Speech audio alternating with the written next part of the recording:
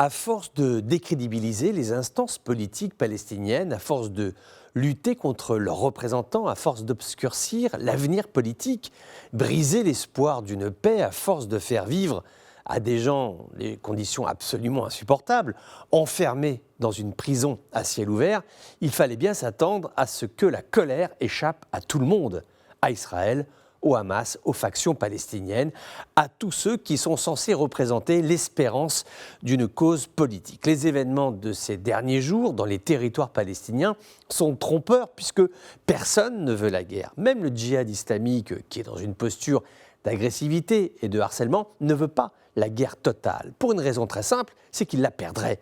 Là, ce qui est en train de se passer, ce sont des jeunes Palestiniens qui s'affranchissent de toute autorité, de toute bannière et qui s'engagent dans la conflictualité sans en répondre à qui que ce soit.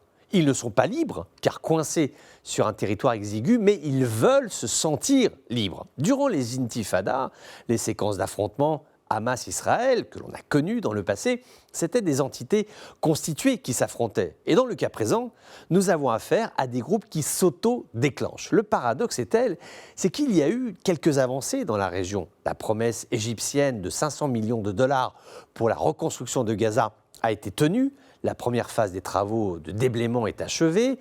Les négociations sur les libérations de prisonniers entre le Hamas et Israël sont très dures, mais elles existent, ils se parlent.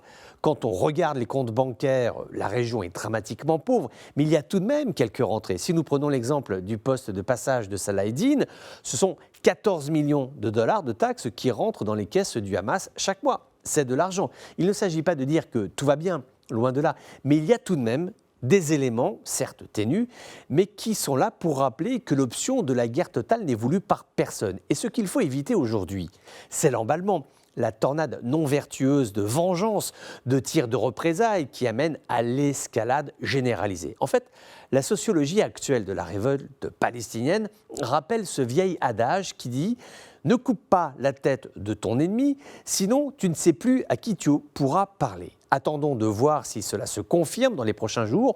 Comme d'habitude, soyons prudents, mais c'est vrai que si demain, les groupes palestiniens à Gaza n'ont plus la main et le contrôle sur la jeunesse, qui n'en fait qu'à sa tête, on risque de se retrouver dans une situation qui sera inédite, d'une part, et surtout une situation qui sera éminemment dangereuse.